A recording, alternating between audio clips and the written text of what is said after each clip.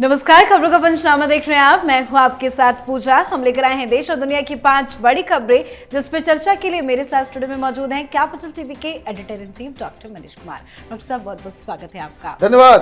सबसे पहले नजर हेडलाइंस पर। मोदी 3.2 सरकार का पहला बजट पेश। वित्त मंत्री निर्मला सीतारमण ने किए कई बड़े बड़े ऐलान। बजट में रोजगार की बहार, बिहार आंध्रा को खास पैकेज, मंदिर टूरिज्म पर फोकस, इनकम टैक्स देने वालों को बड़ी राहत। बजट के बाद पीएम मोदी ने जनता को दी बधाई। कहा, गांव गरीब किसान को समर्पित बजट, शिक्षा और स्किल को मिलेगा बढ़ावा, रोजगार का होगा सृजन। ये बजट हर वर्ग को शक्ति देने वाला। बजट को लेकर विपक्ष ने उठाए सवाल। कांग्रेस ने बताया कॉपी पेस्ट सरकार। राहुल गांधी बोले ये कुर्सी बचाओ बजट। अखिलेश यादव बजट को नाउमीदी का पुलिंदा बताया। नेम प्लेट विवाद, कांवड़ यात्रा से महाकुंभ तक पहुंचा। महाकुंभ मेले में पहचान बताने की उठी मांग। अखिल भारतीय अखाड़ा परिषद ने उठाई मांग। जो बाइडेन नहीं लड़ेंगे राष्ट्रपति चुनाव। विवाद और दबाव के बाद दावेदारी से हटे पीछे। कमला हैरिस के लिए करेंगे चुनाव प्रचार। खबरों की शुरुआत में सबसे पहले बात मोदी 3.0 सरकार के बजट की। वित्त मंत्री निर्मला सीतारमण ने आज मोदी सरकार के तीसरे कार्यकाल का पहला बजट पेश कर दिया है। बजट में कई बड़े बड़े ऐलान किए गए हैं। गरीब, युवा, किसान, महिला सबका सम्मान किया गया है। पर्सनल टैक्स पेयर्स के लिए बड़ी घोषणा की गई है। नई टैक्स रिजीम में स्टैंडर्ड डिडक्शन को 50,000 रुपए से बढ़ाकर 75,000 रुपए कर दिया गया है। युवाओं को रोजगार उपलब्ध कराने की दिशा में बड़ा ऐलान किया गया। रोजगार से जुड़े प्रोत्साहन के लिए 3 योजनाएं लागू करने की घोषणा की गई है। साथ ही सरकार ने अगले 5 साल में 30 लाख युवाओं को स्किल ट्रेनिंग देने की घोषणा की है। सरकार ने कई चीजों पर कस्टम ड्यूटी भी घटा दी है। सोना, चांदी, मोबाइल चार्जर, मछली का भोजन, चमड़े से बनी वस्तुएं सस्ती हो गई हैं। पीएम सूर्यघर मुफ्त बिजली योजना के लाभार्थियों के लिए भी बड़ी घोषणा की गई है। सोलर ऊर्जा आधारित योजना भी लागू कर दी गई है। इसमें 1 करोड़ परिवारों को हर महीने 300 यूनिट तक फ्री बिजली मिल सकेगी। साथ ही इस बजट में बिहार और आंध्र प्रदेश को भी खास तोहफा दिया गया है। वित्त मंत्री ने कहा कि बोधगया, राजगीर, वैशाली और दरभंगा में सड़क संपर्क परियोजनाओं का विकास होगा। वहीं आंध्र प्रदेश को 15,000 करोड़ रुपए की वित्तीय सहायता भी दी गई है। इस बजट को आप कैसे देखते हैं? देखिए, ये बजट हर मापदंड पे बिल्कुल फिट बैठ रहा है। भारत को विकास के रास्ते पे लेकर के जाना है। 2047 का प्रधानमंत्री का टारगेट है कि भारत को विकसित बनाना है। तो उसके लिए क्या जरूरी चीजें होनी चाहिए? उसके लिए हमारे पास एक स्किल्ड पॉपुलेशन होना चाहिए। भारत विकास तभी करेगा जब भारत दुनिया का मैन्युफैक्चरिंग कैपिटल बनेगा, और उसके लिए आपको युवाओं को तैयार करना पड़ेगा। तो उसकी तैयारी हो रही है। न सिर्फ ट्रेनिंग की बात है, बड़े बड़े कॉरपोरेट्स में इंटर्नशिप की बात कही गई है। साथ ही साथ 1000 ITI जहां लोगों को ट्रेनिंग दी जाएगी, उसमें विकास करने का, उसको अपग्रेड करने की बात कही गई है। और साथ ही साथ ये जो तमाम योजनाएं थी जो गरीबों के लिए, किसानों के लिए जो जरूरी था, वो इसमें दिख रहा है। और सबसे बड़ी चीज, जो मिडिल क्लास, जिसको राहत की आवश्यकता थी, कोशिश की गई है कि इसमें भी उनको राहत दिया जाए। टैक्स देने वाले हर वर्ग को, किसी को 15,000, किसी को 20,000, किसी को 30,000, इस तरह की सहूलियत इस बार उनको जो है मिल रही है। तो मुझे लगता है कि मिडिल क्लास के लिए भी कुछ और करना चाहिए था। कम हुआ, लेकिन फिर भी टू स्टार्ट विथ ये ठीक है कि मिडिल क्लास को आप चूस नहीं रहे हैं और गरीबों की आप मदद भी कर रहे हैं। लेकिन साथ ही साथ आपने इंफ्रास्ट्रक्चर के लिए जो बातें कही है वो बहुत ही इंपॉर्टेंट है। यही भारत को आगे लेकर के चलेगा। लेकिन जो सबसे बड़ा मापदंड होता है कि कोई भी सरकार क्या खजाने को लुटवा करके, कर्ज लेकर के, डिफिसिट में जाकर के इस तरह के बजट को पेश करे, तो आगे आने वाले के समय के लिए दिक्कत खड़ी होती है। तो इस बार और पिछले साल मोदी सरकार लगातार एक काम जो कर रही है, जो बिल्कुल सराहनीय है, वो फिस्कल डेफिसिट है। पिछली बार 4.9% जो था वो घट के इस बार टारगेट किया गया है 4.5। 5 से नीचे फिजिकल डेफिसिट अगर रहे तो हेल्दी इकोनॉमिक सिस्टम कहा जाता है उसको। तो मेरे हिसाब से एक अच्छा बजट है, सबके लिए कुछ न कुछ इसमें जरूर दिया गया है। जी, तो बजट की चर्चा हर जगह हो रही है। साथ ही बजट पेश होते ही पीएम मोदी ने देश को संबोधित भी किया है। बजट पर अपनी प्रतिक्रिया देते हुए पीएम मोदी ने कहा कि ये देश के गांव, गरीब किसान को समृद्धि की राह पर ले जाने वाला बजट है। नौजवानों को अनगिनत नए अवसर देने वाला बजट है। इस बजट से शिक्षा और स्किल को नई ऊंचाई मिलेगी। ये मध्यम वर्ग को नई ताकत देने वाला बजट है। ये जनजातीय समाज, पिछड़ों को सशक्त करने की मजबूत योजना के साथ आया है। इस बजट से महिलाओं की आर्थिक भागीदारी सुनिश्चित करने में मदद मिलेगी। इस बजट में छोटे व्यापारियों, लघु उद्योगों की प्रगति का नया रास्ता मिलेगा। बजट में उत्पादन और इंफ्रास्ट्रक्चर पर भी बल है। इससे आर्थिक विकास को नई गति मिलेगी। पीएम नरेंद्र मोदी ने कहा कि यह बजट समृद्धि की राह पर ले जाने वाला बजट है। पीएम मोदी ने बजट को लेकर जनता को बधाई भी दी है। पीएम मोदी ने अपना संबोधन भी दिया और बजट का तो दिल खोलकर स्वागत किया है, लेकिन पीएम ने भी रोजगार पर फोकस किया है। क्या है सरकार का प्लान? देखिए, मुझे लगता है कि जो सबसे ज्यादा जरूरी इस वक्त है वो युवाओं के हाथ में नौकरी, उनके हाथ में पैसा। जनसंख्या जिस कदर से विस्फोट कर रहा है, अगर सरकार नौकरी के लिए व्यवस्था नहीं कर सके, इसका मतलब ये नहीं कि सरकारी नौकरी की व्यवस्था करे, जरूरी नहीं है। क्योंकि आप देखिए कि किस तरह से इंफ्रास्ट्रक्चर के काम, उसमें भी जॉब्स मिलते हैं। लेकिन जो फोकस है सरकार का, जिस तरीके से जो विदेशी कंपनियां हैं उनके ऊपर जो टैक्स उसको माफ किया गया है, 5% कम किया गया है, वो अपने आप में बताता है कि आपकी जो योजना है, आप ये चाहते हैं कि दुनिया भर की कंपनियां हिंदुस्तान आए। और ये जरूरी भी है कि बाहर की, विदेश की कंपनियां आएंगी। जो स्किल्ड लेबर, उसके लिए जो काम करने लायक लोग होंगे, उनको आप स्किल भी देंगे, उसके लिए भी आपने तैयारी की है। और जब ये सारी चीजें, जो ईज ऑफ डूइंग बिजनेस, जो प्रधानमंत्री मोदी और मोदी सरकार का एक बहुत ही फोकस रहता है इसके ऊपर, वो अगर आप इन्वायरमेंट क्रिएट करेंगे, अपने आप नौकरियां जो है यहां पे मिलनी शुरू होंगी। तो एक तो यूथ को ट्रेनिंग देना, साथ ही साथ उनको इस कैपेबल बनाना कि जो मैन्युफैक्चरिंग यूनिट्स जिसको आप वेलकम करेंगे, जिसके लिए आप रास्ते खोलेंगे, उसमें ही वो लोग काम कर सके, वो स्किल देना। तो मुझे लग रहा है प्रधानमंत्री मोदी ने तो पहले ही कह रखा है कि उनका जो विजन है वो ये है कि अगले 5 साल के अंदर हिंदुस्तान को 3rd लार्जेस्ट इकॉनमी बनाना, दूसरा 2047 तक भारत को विकसित करना। और इसलिए जो फोकस है वो आप देखिए कि महिलाएं हों, युवा हो, गरीब हो, और उन इलाकों में ज़्यादा एम्फेसिस दिया गया है जो विकास के दौर में पीछे चल रहे हैं। तो पीएम मोदी ने बजट की खुलकर तारीफ की है। कहा है कि यह बजट हर वर्ग को शक्ति देने वाला है। पर बजट को लेकर विपक्ष ने मोदी सरकार पर कई सवाल खड़े कर दिए हैं। राहुल गांधी ने इसे कुर्सी बचाओ बजट बताया है। बजट को लेकर राहुल गांधी ने कहा कि यह बजट अपने मित्रों को खुश करने के लिए लाया गया है। इससे AA यानी अडानी अंबानी को लाभ होगा और आम भारतीयों को कोई राहत नहीं मिलेगी। इतना ही नहीं, राहुल गांधी ने इस बजट को कॉपी पेस्ट करार दिया। राहुल ने दावा किया कि बजट कांग्रेस के घोषणा पत्र और पिछले बजट से कॉपी किया गया है। तो वहीं अखिलेश यादव ने बजट को नाउम्मीदी का पुलिंदा बता दिया। उन्होंने कहा कि आंकड़ों के हिसाब से बड़ी बड़ी बातें कही जाती है। सरकार बचाने के लिए बिहार और आंध्रा को विशेष पैकेज दिया गया है। साथ ही टीएमसी ने भी इस बजट को कुर्सी बचाओ बजट करार दिया। तो वहीं मायावती ने बजट को मायूस करने वाला बताया है। तमाम विपक्षी पार्टियों के अगर बयान को समझे एक मतलब निकाला जाए तो उनका यही कहना है कि ये कुर्सी बचाओ सरकार बचाओ बजट आया है। मतलब सरकार बच गई, इसका मतलब तो आपने एडमिट कर लिया।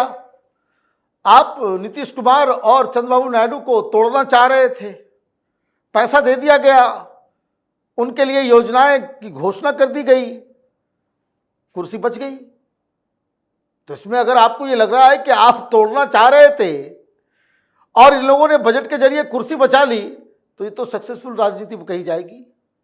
तो पहली बात ये, और सबसे ज़्यादा मिर्ची इसी बात को लेकर लगी है कि बिहार के लिए और आंध्र के लिए जो है तिजोरी खोल दिया गया सरकार का।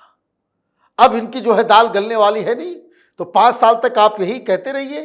तो बजट के जरिए प्रधानमंत्री मोदी की सरकार ने एक काम तो सुनिश्चित कर लिया कि सरकार 5 साल तक चलेगी, नंबर 1। नंबर 2, राहुल गांधी क्या कहते हैं ये समझ के बाहर है। आपने एक तरीके से तारीफ कर दी।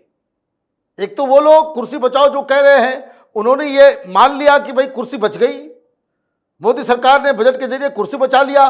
और दूसरा, अगर आप ये कहते हो, कांग्रेसी ये कह रहे हैं कि हमारे न्याय पत्र से वो कॉपी पेस्ट किया गया है, तब तो आपको तारीफ करनी चाहिए। भाई आपका एजेंडा था, आपके एजेंडे को प्रधानमंत्री मोदी ने वो स्नैच कर लिया, वो छीन लिया और लागू कर दिया। भाई एजेंडा आपने तय किया, तो भाई देश में ऐसा होना चाहिए। प्रधानमंत्री मोदी कर रहे हैं तो आप बधाई दें, बधाई की जगह आप क्रिटिसिज्म कर रहे हो, तो ये दोनों बातें तो नहीं होगी। अगर आप ये कहो कि जो नीतियां लगाई गई वो अच्छी है, आप उसको कह रहे हो वो निराशाजनक है, और साथ में ये भी कह रहे हो कि हमारे न्याय पत्र से जो है उसको उठाया गया है, तो आप क्या मायूसी वाला न्याय पत्र लेकर के आ रहे थे? तो दोनों ही बातें एक साथ नहीं चलती है। खैर, राजनीति में होता है ये, कभी कभी दांव जो है उल्टा पड़ता है। और जो विपक्षी पार्टियों के नेताओं के जो बयान आ रहे हैं, उसके लिए यही कहा जा सकता है कि अंगूर खट्टे हैं। जी, अब बात करते हैं नेम प्लेट विवाद की, जो लगातार बढ़ता जा रहा है। कांवड़ यात्रा के रास्तों पर नेम प्लेट जरूरी किए जाने का विवाद और ज्यादा बढ़ गया है। कांवड़ रूट के बाद अब प्रयागराज में लगने जा रहे महाकुंभ में भी पहचान पत्र अनिवार्य किए जाने की मांग की गई है। साधु संतों की सबसे बड़ी संस्था अखिल भारतीय अखाड़ा परिषद ने महाकुंभ में आने वाले सभी लोगों के पहचान पत्र साथ होने की मांग की है। अखाड़ा परिषद के महामंत्री और जूना अखाड़ा के संरक्षक स्वामी हरि गिरी जी महाराज ने ये मांग उठाई है। उनका कहना है कि सरकार ये आदेश जारी करे कि प्रयागराज में 13 जनवरी से शुरू हो रहे महाकुंभ मेले में आने वाले सभी लोग अपना पहचान पत्र साथ रखकर लाए। उनके मुताबिक लोग सिर्फ पहचान पत्र ही ना लाए, बल्कि उसकी कॉपी भी अपने साथ लेकर आए। अब ये मामला महाकुंभ तक भी पहुंच गया है। हालांकि महाकुंभ में अभी वक्त है, लेकिन क्या ये विवाद और बढ़ेगा? देखिए, विवाद तो बढ़ ही गया है और ये विवाद अभी और आगे बढ़ेगा। योगी आदित्यनाथ ने सिर्फ कांवड़ियों के रास्ते के ऊपर नाम लिखने को कहा था। अभी देखिए, पूरे देश में ये लागू होगा, क्योंकि हिंदू वर्ग जो है, हिंदू समाज जो है, वो बड़ा चीटेड फील कर रहा है। आप हिंदुओं को गालियां दे रहे हो, उनको कम्युनल बता रहे हो। वो क्यों? क्योंकि आप ये कह रहे हो कि भाई मुसलमान का दुकान देख लेगा तो हिंदू वहां जाएगा नहीं। यही तो आपका बेसिक प्रेमाइस है। और ये समझ में नहीं आ रहा है कि जो लोग आर्ग्यू कर रहे हैं कि इस देश का सेक्युलरिज्म तभी रहेगा जब लोग झूठे नाम लेकर के, अपनी आइडेंटिटी को छुपा करके दुकान खोलें, हिंदुओं को धोखा दें, तो सेक्युलरिज्म की परिभाषा तो यही हो गई अब। और कोई व्यक्ति ये कह रहा है कि सच सच अपना नाम बताओ, सच सच अपनी पहचान बताओ। वो जो है सच बताना इस देश में पाप हो गया, और झूठ के आधार पे व्यापार करना ये सेक्युलरिज्म हो गया। तो आवाज उठनी है, विवाद तो बढ़ेगा ही। और अखाड़ा परिषद ने कह दिया कि भाई ये तो महाकुंभ है, यहाँ हिंदुओं का सबसे बड़ा कॉन्ग्लोमरेशन होता है, करोड़ों लोग आते हैं। और आजकल सनातनियों को बहुत लोग बदनाम भी कर रहे हैं, हिंसा भड़काने की कोशिश करेंगे। तो जो लोग आए उस पूरे परिसर में वो आइडेंटिटी कार्ड के साथ आए, और दैट टू वेरीफाइड, प्रमाणित करके। और दूसरी चीज ये भी कहा जा रहा है कि खाना पीना ये तो धार्मिक अनुष्ठान है, दुकानदारों के नाम टंगे हुए होने चाहिए। अभी तो शुरुआत हुआ है। मनोज सिंघवी साहब ने कोर्ट में जाकर के ये जितने जिहादियों और टुकड़े टुकड़े गैंग के समर्थकों का केस लेकर के जो वहां पहुंचे हैं, ये इन लोगों ने, वो कहते हैं ना, मधुमक्खी के छत्ते पे जो है इन्होंने मार दिया है।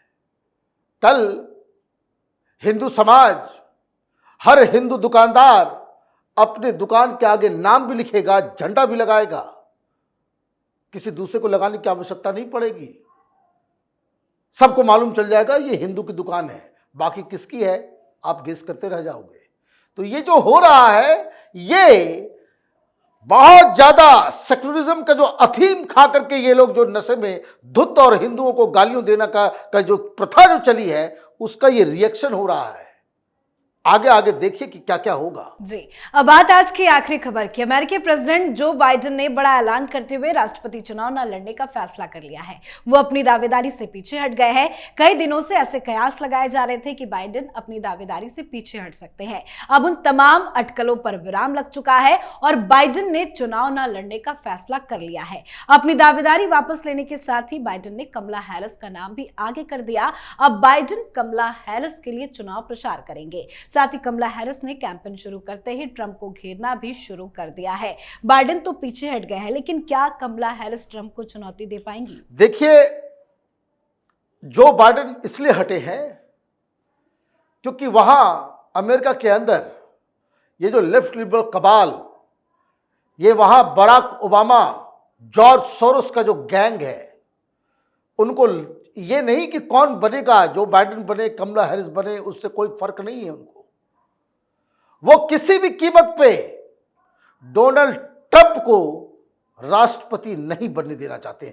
He is in the same situation जो हिंदुस्तान में प्रधानमंत्री मोदी थे, सेम सिचुएशन कि कम वक्त में एन केन प्रकारेण प्रधानमंत्री की कुर्सी पे नरेंद्र मोदी को नहीं बैठने देना है, उसको रोकना है।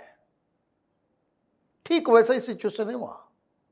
ठीक वैसी ही बातें कही जा रही है कि डोनाल्ड ट्रंप आ गया तो डेमोक्रेसी खत्म हो जाएगी, रूल ऑफ लॉ खत्म हो जाएगा, यहां पे मल्टीकल्चरलिज्म उसका डेथ हो जाएगा, यहां पे मुसलमानों को भगाया जाएगा, कंसंट्रेशन कैंप में रखा जाएगा, बॉर्डर सील कर दिया। सेम यही यहां पे बैठ के राहुल गांधी और तमाम लेफ्ट लिबरल कबाल टुकड़े टुकड़े गैंग यहां पे एक्टिव थे। अमेरिका में वही एक्टिव, वही गैंग, वही सारे लोग, वही राहुल गांधी जैसे जाकर के अमेरिका में जाकर के मीटिंग करता है। और सबके पीछे बताया जा रहा है कि बराक ओबामा जो है वो बेसिकली जॉर्ज सोरोस के पैसे के ऊपर ओबामा फाउंडेशन खड़ा किया है इसने। तो आप ये समझिए कि पर्दे के पीछे वो कौन काले नाग बैठे हुए हैं जो पूरी दुनिया की डेमोक्रेसी को जेओपर्डाइज करने में लगे हुए हैं। कैसे करते हैं? यही मीडिया, यही अफवाह, यही झूठ। वहां देखिए, CNN हो या फिर वॉशिंगटन पोस्ट हो या फिर न्यूयॉर्क टाइम्स हो, वॉल स्ट्रीट जर्नल हो, वहां तो मेन स्ट्रीम को इन लोगों ने पल्यूट कर दिया है। जनता क्या चाहती है ये माने मतलब नहीं है। हम क्या चाहते हैं, ये लेफ्टिस्ट, ये कबाल, ये क्या चाहता है, ये घोट घोट के वहां की जनता को पिला देते हैं। सही गल्फ का जो है इल्म खत्म हो जाता है। हिंदुस्तान में भी ऐसा ही गैंग है एक, हर बार झूठ बोलता है, लेकिन उसको विरोध करने वाले हम लोग जैसे लोग हैं, इस वजह से इनकी दाल नहीं गलती है। अमेरिका में इस तरह का कोई सिस्टम नहीं है और बेधड़क उनकी झूठ का जो रथ है वो चलता है, क्योंकि मेन स्ट्रीम मीडिया ही वहां पे इस तरह के प्रोपेगेंडा का सबसे बड़ा व्हीकल है। तो ट्रंप को नहीं बनने देना, यह फैसला वहां का लेफ्ट लिबरल कबाल, वामपंथी, चाइनीज एजेंट, दलाल, इन लोगों ने किया है। और इसीलिए जो बाइडेन वीक पड़ रहे थे तो उनको हटाया गया है। कमला हैरिस हिंदुस्तानी है लेकिन गलत पार्टी में है। जी, बहुत बहुत धन्यवाद सर बातचीत के लिए। धन्यवाद। खबरों का पंचनामा में आज के लिए फिलहाल इतना ही। देश विदेश की बाकी खबरों और उनके सटीक एनालिसिस के लिए देखते रहिए कैपिटल टीवी। हमें लाइक कीजिए, शेयर कीजिए और कैपिटल टीवी को सब्सक्राइब कीजिए। नमस्कार।